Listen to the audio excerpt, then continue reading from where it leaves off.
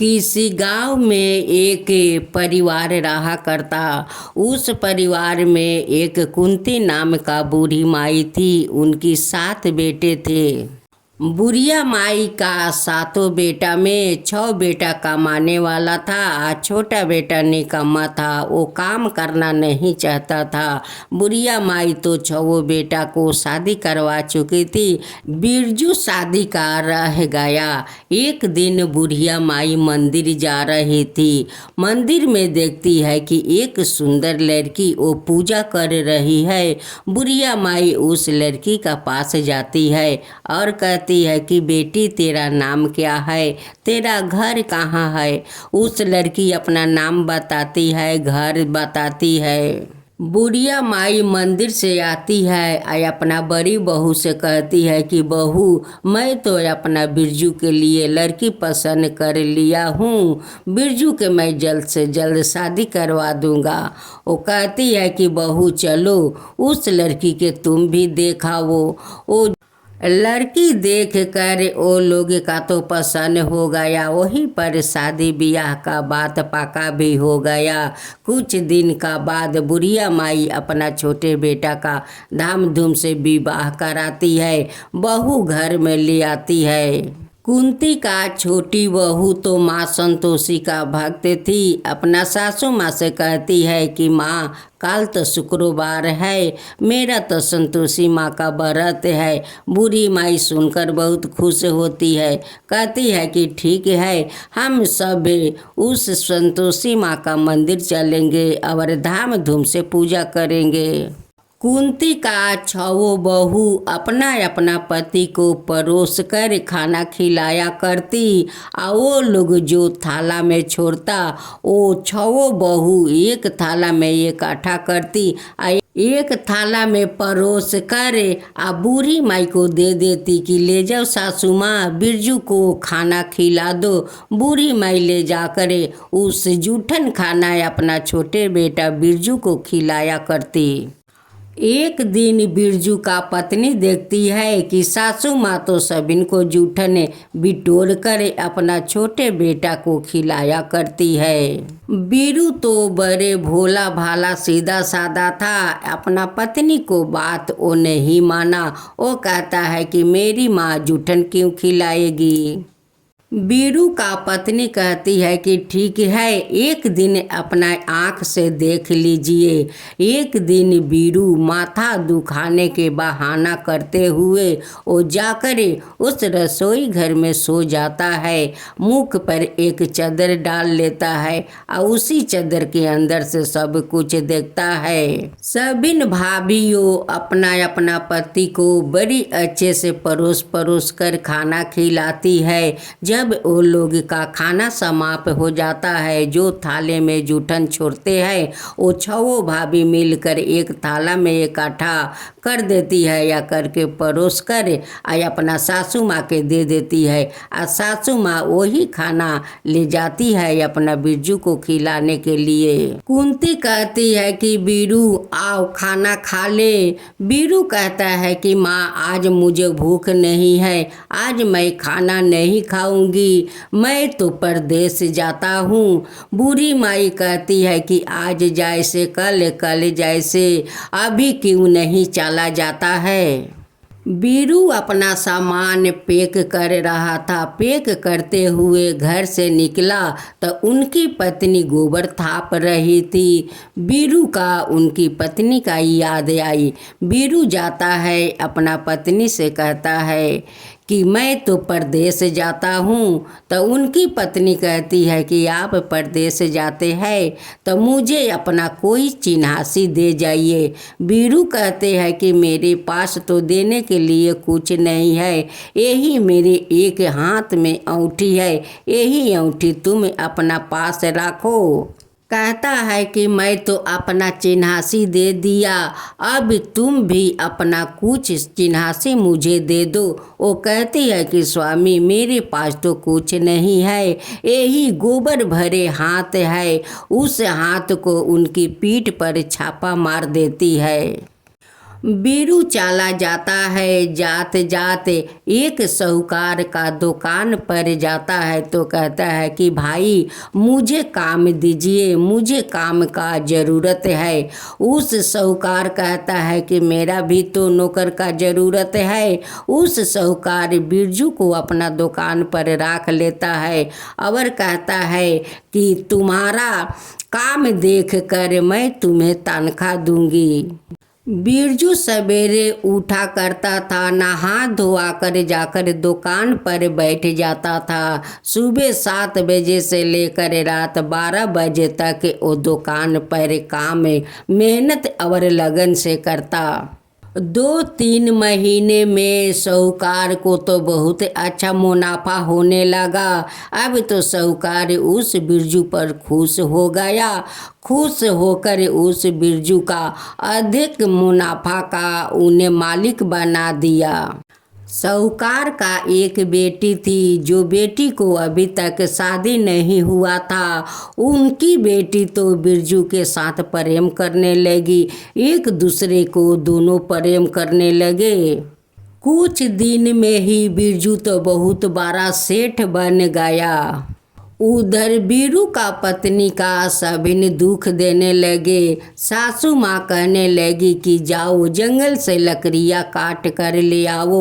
वो जाकर जंगल से लकड़ी काट कर ले आया करती और घर आने पर उनकी सासू माँ भूसी का रोटी और नारियल का खोपड़ी में पानी देती।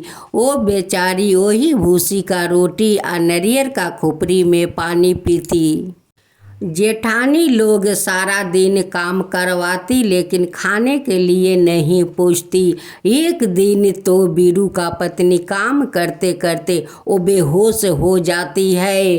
वो बिना खाए सारा दिन काम किया, उसलिए वो बेहोश हो गई।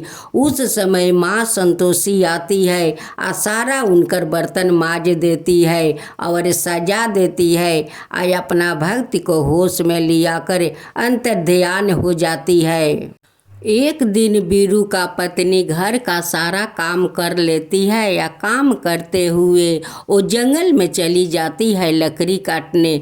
लकड़ी काट कर बोझ माथे पर लेकर आ रही थी तो एक मंदिर दिखाई दिया। उस मंदिर में देखती है कि 2 औरत बैठ कर क्या करती है। जाकर कहती है कि बहन आप लोग क्या करती हो। दोनों औरत कहने लगी कि हम लोग तो माँ संतोषी का पूजा करती हूँ। बीरू का पत्नी माँ संतोषी से रो रो कर कह रही है कि माँ मेरे पास तो आपका देने के लिए कुछ नहीं है। मेरे पति तो परदेश गए हुए हैं, अभी तक नहीं कोई चिट्ठी चपाटी आया और नहीं कोई खबरें आया। माँ मैं आपको कैसे पूजा करूँ, माँ कैसे पूजा करूँ। माँ संतोषी उनकी दुख सुनकर एक औरत का रूप धारण करती है। एक थाला में प्रसाद लेकर आती है और कहती है कि बेटी तू क्यों रो रही है। वो कहती है कि माता मैं क्या करूं, मैं भी तो माँ संतोषी का भक्त हूँ, लेकिन आज मेरे पास कुछ नहीं है। मेरा पति तो परदेश गए हुए हैं, मैं कैसे माँ संतोषी का पूजा करूं। मेरे पास तो कुछ देने के लिए माँ के लिए नहीं है। माँ संतोषी कहती है कि बेटी अपना आँख के आंसू पोंछ, ले प्रसाद ले। इस प्रसाद से माँ संतोषी के तू आज पूजा कर, देख तेरा पति तुरंत आ जाएंगे। इधर तो बीरू का पत्नी माँ संतोषी का पूजा करती है और उधर माँ संतोषी बीरू के पास जाती है। जाकर देखती है कि साहूकार का बेटी के साथ प्रेम करता है और उधर इनकी पत्नी के वो लोग दुख दे रही है। माँ संतोषी बीरू का सपना दिखाती है और कहती है कि तू यहाँ साहूकार का बेटी के साथ तू प्रेम करता है और उधर तेरा पत्नी को सास जेठानियों सब लोग दुख देती है। तू जल्द से जल्द तू अपना पत्नी के पास जा। जब बीरू का अंग टूटा तो देखता है कि माँ तो सपने में आई थी, अब मेरे पत्नी के वहाँ वो लोग तकलीफ दे रहा है। फिर अपना सिरहाने देखती है तो नीचा माँ संतोषी का चरण अपना छोड़ कर गई है। बीरू जाकर साहूकार जी से कहता है कि मालिक अब मैं घर जाऊंगा, मुझे परिवार को बहुत याद आता है। उनकी बेटी कहती है कि नहीं, मैं तुम्हें नहीं जाने दूंगा, मैं तो तुमसे प्रेम करता हूँ। बीरू कहता है कि नहीं, मेरी पत्नी है, मेरा पत्नी को बहुत याद आता है, मैं अपना घर लौटना चाहता हूँ। उनकी बेटी बीरू का कपड़ा और उनकी सारा सामान लुका देती है कि देखती हूँ कि तुम कैसे जाते हो। वो कहते हैं कि तुम सब लुका दो, फिर भी मैं जाऊँगा। बीरू का बेचैनी देखकर साहूकार को तो माया लाग गया। साहूकार कहता है कि बेटी इसे जाने दे, बेटी इसे जाने दे, इसका परिवार है, इसका पत्नी है, इनके परिवार को याद आता है, पत्नी को याद आता है, जाने दे बेटी। साहूकार का बेटी कहती है कि ठीक है पिताजी, जब ये जाना चाहता है तो खाली हाथ कैसे जाएगा, कुछ पिताजी इसे धन दे दीजिए। अब तो साहूकार बहुत सारा धन देकर उस बिरजू का विदाई करते हैं। एक दिन बीरू का पत्नी लकड़ी काट कर बेच देती है या उसी पैसा से माँ संतोषी का पूजा करती है और 2 बच्चों को दक्षिणा देती है। वो दोनों बच्चा दक्षिणा का पैसा को खटाई किनकर खा लेते हैं। अब तो माँ संतोषी बहुत परपोक हो जाती है। माँ संतोषी कहती है कि तुम तो जानती हो कि मैं खटाई से मेरे पसंद नहीं है, फिर भी तुम बच्चों को दक्षिणा दी। क्यों दक्षिणा दी? तुम जानती नहीं हो कि बच्चा लोग वो कुछ बूझता नहीं है, फिर भी उन्हें दक्षिणा दे दी। उस दक्षिणा को लेकर वो खटाई खा लिया। बीरू का पत्नी हाथ जोड़कर माँ संतोषी से क्षमा मांगती है कि माँ मुझे क्षमा कर दो, बहुत बड़ा भूल हो गया है माँ, अब मैं कभी ऐसा नहीं करूँगी माँ, कभी ऐसा नहीं करूँगी, मुझे क्षमा कर दीजिए माँ, मुझे क्षमा कर दीजिए। जब बीरू का पत्नी उठती है तो कहती है कि ये तो माँ संतोषी मुझे सपना दिखा रही है। अब तो बीरू का पत्नी सारा घर के काम करती है, कुल्हाड़ी लेकर जंगल में चली जाती है लकड़ी काटने। माँ संतोषी एक बूढ़ी का रूप धारण करते हुए जंगल में पहुँच जाती है। वहाँ पर जाकर कहती है कि बेटी तुम क्या करती हो? कहती है कि माँ मैं तो लकड़ी काट रही हूँ, नहीं लकड़ी काटूंगी तो सासू जी तो मुझे भूसी का रोटी और नारियल का खोपड़ी में पानी नहीं देगी माता, मुझे तो लकड़ी काट कर ले जाना ही पड़ेगा माता। बीरू का पत्नी कहती है कि माता ये धूल कैसा? बूढ़ी माँ कहती है कि लगता है बेटी तेरा पति आ चुका है, उस लिए इतना धूल उड़ रहा है। बीरू का पत्नी माथे पर लकड़ी का बोझ लेकर आती है और दरवाजे पर खड़ा होकर कहती है कि सासू माँ कवन आज मेहमान आया है, मुझे भूसी का रोटी दो, नारियल का खोपड़ी में पानी दो। सासू माँ आज कवन घर में मेहमान आया है, मुझे भूसी का रोटी दो, नारियल का खोपड़ी में पानी दो। अब तो बीरू घर से बाहर आता है और अपना पत्नी को उस हालत में देखता है। अपना माँ से पूछता है कि माँ ये कौन है? उनकी माँ कहती है कि बेटा ये तेरी पत्नी है, जब से तू परदेश गया है तब से तो वो घर में नहीं रहती है, इधर उधर कर घूमते रहती है, घर का तो कोई काम नहीं करती है। सासू माँ कहती है कि बहू घर आओ, नहा धो आकर कपड़े पहनो, गहने पहनो, देखो तुम्हारा पति परदेश से आया है।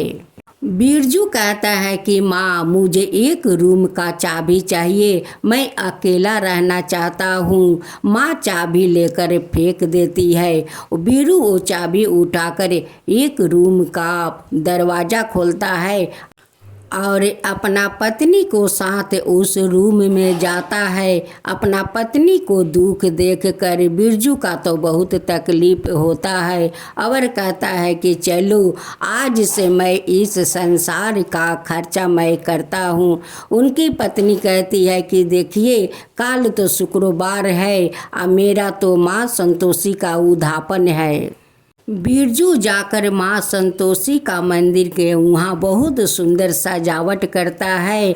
इधर बीरू का पत्नी अपना जेठानी से कहती है कि दीदी कल का दिन आप लोग अपना बच्चा को खटाई मत खिलाइए, कल मेरा तो माँ संतोषी का उद्यापन है। अब तो बीरू का पत्नी और बीरू धाम धूम से माँ संतोषी का उद्यापन करते हैं। बीरू का पत्नी नौकन्या को श्रृंगार करवाती है, खोइछा देती है, पूजा धाम धूम से होने लगे।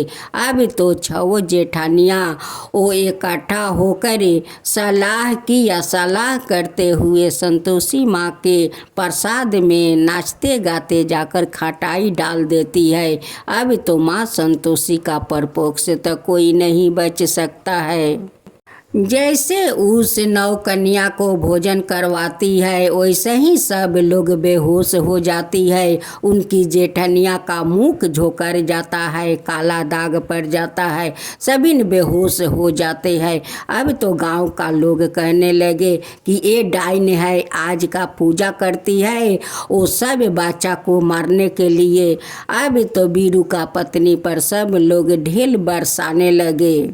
मदद करो हे संतोषी माता, मेरी इज्जत का सवाल है माँ, आज निभाना अपना नाता माता, आज निभाना अपना नाता। मदद करो संतोषी माता, मेरे लिए जिंदगी आज बनी है, तलवार की धार बनी है, तलवार की धार बनी है माँ, मेरे लिए हर राह अंगार बनी है, अंगार बनी है माँ, मेरी चिता में आग जला दो माँ, मदद करो संतोषी माता।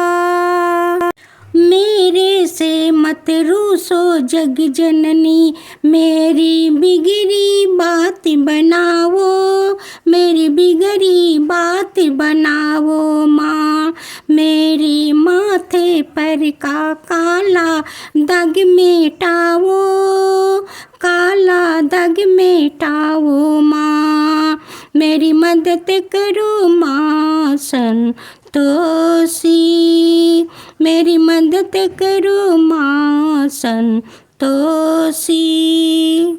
हे जगदम्बे तारे दुनिया मुझे ही दे रही है ताना, दे रही है ताना, इम्तिहान लेने का खारा है, दुश्मन बन के जवाना, दुश्मन बन के जवाना, आज का दिन बदनाम न होवे कहीं, मदद करो हे संतोषी माता, मदद करो हे संतोषी माता।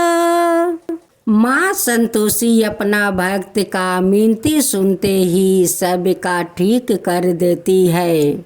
सभी लोग अपना घर जाते हैं। कुछ दिन का बाद बीरू का पत्नी माँ बन जाती है, खूब सुंदर एक बेटा को जन्म देती है।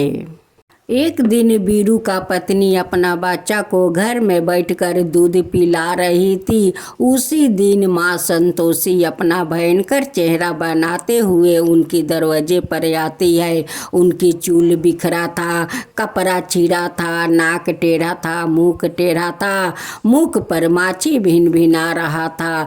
जब उनकी सासू माँ देखती है तो कहती है कि दरवाज़ा बंद कर रे, खिड़कियाँ बंद कर, देख डाइन आ रही है, देख डाइन आ रही है, बच्चा को लुकाओ।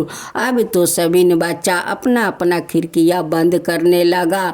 जब बीरू का पत्नी खिड़की से देखती है तो अपना बच्चा को नीचे रख देती है।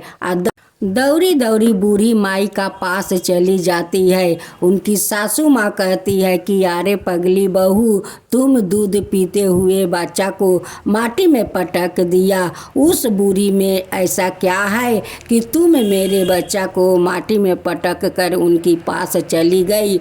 बहू कहती है कि माँ, मैं जिसका पूजा करती हूँ वही तो माँ संतोषी है। अब तो सासू माँ सारा खिड़कियाँ खोल देती है। अब माँ संतोषी का पैर पकड़कर क्षमा मांगती है कि माँ मुझे क्षमा कर दीजिए, मैं तो मूर्ख हूँ, मैं तो अभागिन हूँ, मैं तो आपका पहचानी नहीं माँ, मुझसे बहुत बड़ा भूल हो गया माँ, मुझे क्षमा कर दीजिए, मुझे क्षमा कर दीजिए माँ। अब से हम लोग भी आपका पूजा करेंगे माँ, आपका पूजा करेंगे। 16 शुक्रवार का व्रत करते हुए हम लोग भी उद्यापन करेंगे माँ। ये बात सुनकर माँ संतोषी वो लोग पर बहुत प्रसन्न हो जाती है और वो लोग का माफ़ कर देती है। और माँ अपना रूप में आते हुए सभी को अपना दर्शन दिखाती है और कहती है कि देखो, जो मेरा शुक्रवार का व्रत श्रद्धा भक्ति से करेंगे उन पर मैं बहुत प्रसन्न होंगे और तुम्हारा घर धन से भर देंगे, कुछ का कमी नहीं रहने देंगे, सब कुछ तुम लोग का घर में मैं भर दूंगा। जो माँ संतोषी का कथा कहे, जो सुने, जो हुक्का भरे, उन सब का ऊपर कृपा कीजिए हे माँ संतोषी, सब का ऊपर कृपा कीजिए हे माँ संतोषी। जैसे अपना भक्त पर कृपा किया वैसे सब के ऊपर कृपा कीजिए हे माँ संतोषी, सब का ऊपर कृपा कीजिए। माँ संतोषी की जय हो, माँ संतोषी की जय हो।